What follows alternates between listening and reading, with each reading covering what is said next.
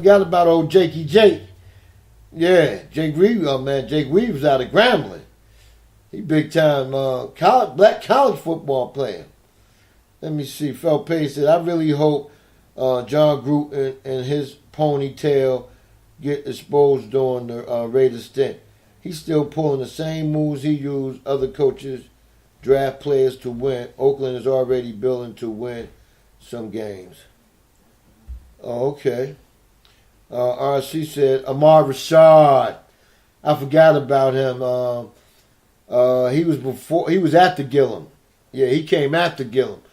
Ahmad was before everybody else we named. Andre said, John Gillum, my homeboy from Green. God damn, Dre. All them South Carolina they should have had their own professional team. All them jokers coming out of South Carolina. If Dre ain't in here saying it, Doug gonna say it. But I take Dre word before I take Doug word about a lot of players, man. Because Andre, he big time South Carolina sports, man. Andre told me a couple of stories, man, that I would have never heard from, Doug. But big ups, Dre. He from Greenwood, South Carolina. Live here in the ATL. Oh, he do? Shit, see if you can holler at him for me, Dre. Man, him can reminisce about some of them days back there when Fran Tarkenton used to throw him them balls. LD said Quadre Ismail. Yeah, that was who it was. Laffy said he's okay. That's great. That's great. We praying for him, baby. Definitely that. Definitely that, man. We hate to see one of ours go down like that, but big ups to Mo Cheese from the Catfish and Cheese Grit show. Definitely that, man. Damn, Dre pulling them out the bag. Is you on the computer, Dre? Is you taking all these names off the computer? Sammy White and John Gillum was a very good tandem. There you go. I forgot the great Sammy White. Remember Sammy White got hit by Jack Tatum?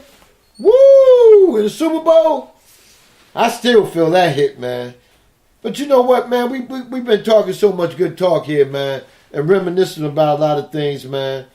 Chief Rocky went over his time, man. Jeff Fox probably waiting to come on. But anyway, man. Hey, yo, I thank all y'all for coming in, man. Even though I had to do 2 shows. Sorry about the first show with the static and the noise. I just didn't have something right and whatnot. That come from doing remote. For what I'm about to do, man, I'm about to upgrade. And everything I got here, I'm going to have on my other laptop. So I have one laptop to travel with the mixer box and mic and all that. And I have one that stays stationary here at all times. So that I won't have to worry about testing it before I come on. Who's cursing me out right now with Jeff Fox? Clutch said Jeff Fox isn't coming on today, Chief? Oh, no, I ain't see that one. I must have missed that. Oh, okay, I'll stay on for another 10, 15 minutes. But I have to get out of here, man, because Chief Rocky ain't had nothing to eat. My stomach in here cramping and paining me. Saying, motherfucker, give me something to eat. Fuck that goddamn talk radio shit. I was supposed to be in the 8. I ain't had shit to eat all morning, and here it is, you on here talking on the goddamn radio like you a motherfucking big timer. But you take your little small time ass in there and fix me something to eat. That's what's happening. But yeah, Clutch, if you ain't doing nothing, holler at the brother, man. Call up, Clutch. So we can talk about what you talked about early on your show, man. But yeah, man, that was a lot of. Let me see. Let me catch some of that chat that I missed. Bama said LeBron threatening to sue Bama over a little barbershop episode they did with Julio and Saban. He got the mean face. I wanted the Cavs to win, but now hoping for a first round exit. Whoa. And that's a man that loves his team, man. He loves them goddamn Crimson Tide. I hear you. Damn, Bam, you mad, boy. Is you really mad, son? Tell me you're mad. Fly Ty said, that's right, Carolina full of talent. I hear you, Fly Ty from Carolina, too. Yeah, Marshall was Bobby Mitchell. Yeah, remember that. He went Muslim, changed his name. DJ P-Funk said Cavs going to win it all. Okay, I got all this document. I'm writing it down right now. everything everybody's saying and whatnot. Let me see. Yeah, Clutch, the phone number is 404-618-2119. That's 404-618-2119. Holla at me. Be held. Chief Stomach be punkin' Chief. Be held. If it did, I'll be off the air right now. It ain't doing shit, man. I'm still talking to you, right? You know what I'm saying? Matter of fact, Be held. Who is your teams, man? Put your teams in the chat room. Caller, what's your name? Where you calling from? What you want to talk about? Chief ROCKA, what's up, man? Kevin, Clutch Tire Sports Radio. What's up, Kev? From the Clutch Sports Talk Radio. What's up, brother? Chilling. Yeah, man. Hey, man. What's going on with you? Hey, I'm feeling good, man. Villanova, baby. I'm in 5th place in one pool. That's the money pool. And 4th place in another pool. So I got 157 points, man. You think their combined score 157? Shoot, they might score 157 on their own after what they did to KU on Saturday night. If they keep shooting the 3-ball like they did, you might not have to worry about that. Yeah. I know they good for 90, man, because they feeling it. You know what I noticed, though, Kev? And I told you this when you called me last week. Brunson is taking that leadership role like it ain't nothing. But he learned from his father, who used to be a backup to Mark Jackson, man. Mark Jackson mentioned it yesterday. He said his son is gutty, he's strong and powerful, and he going to lead that team on to victory, man, because he wanted bad, man. You know? But my dog horse player, the dog horse player is the center, number 14, because he's bringing centers out to cover him because he shoots a jumper. Yeah, it's gonna be a good game tonight. I think Villanova's gonna be too much for them, though. They just shoot the ball too well, and I don't think Michigan can score enough with them, because if Michigan try to get into a track meet with Villanova, it's gonna get over quick. So,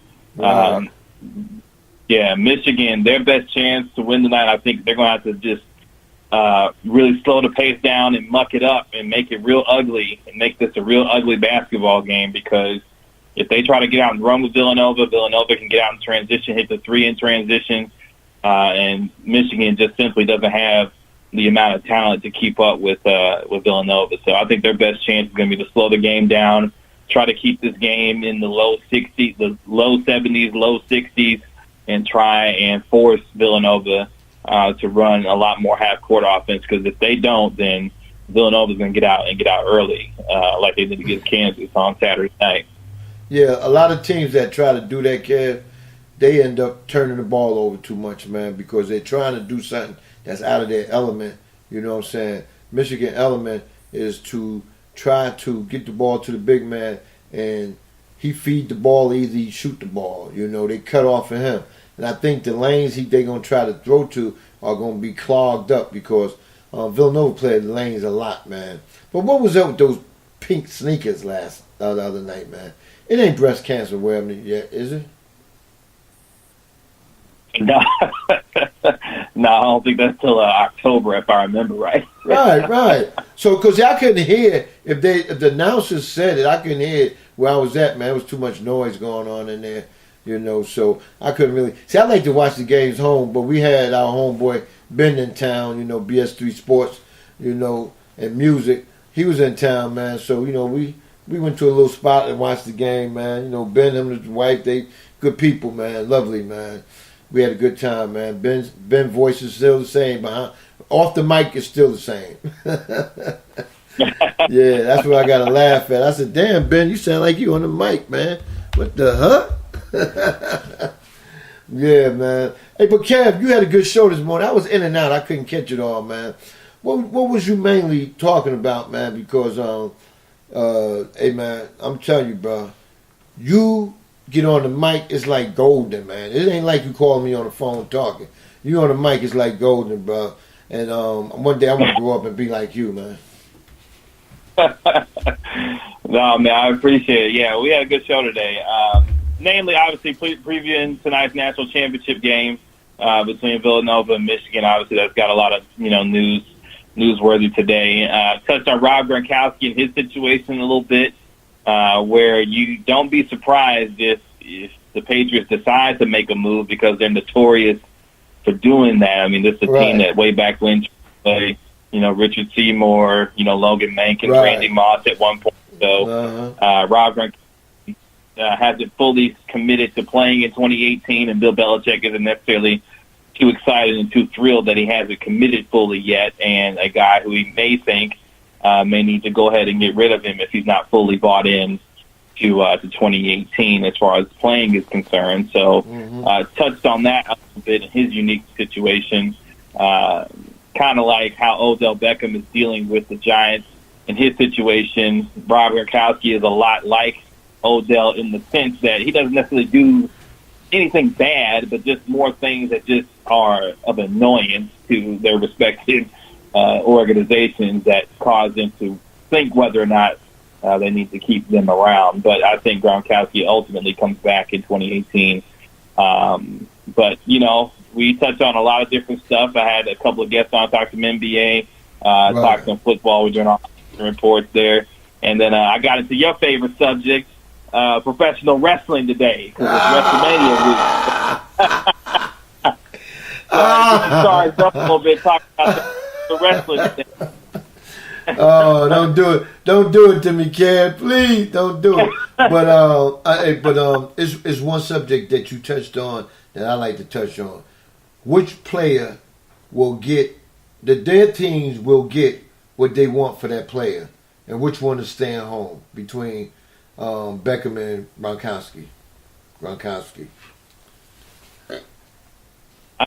If I had to pick a player to get traded before the other, if they were to be traded, I would say Rob Gronkowski before Odell Beckham, because what the Giants, commented on was that they're wanting at least 2 first-round picks, and basically they want the whole franchise for Odell Beckham, which tells me that you aren't necessarily too serious about trading Odell at this point anyway. But Bill Belichick and the Patriots, they've made good on their word when they said they're going to move somebody, or haven't said they're going to move somebody and they wind up they make good on it. So if anybody moves first, it's going to be Rob Gronkowski, because Bill Belichick would rather get rid of you a year early before a year too late, whether it be because of, not taking a pay cut, injuries or whatever the case may be.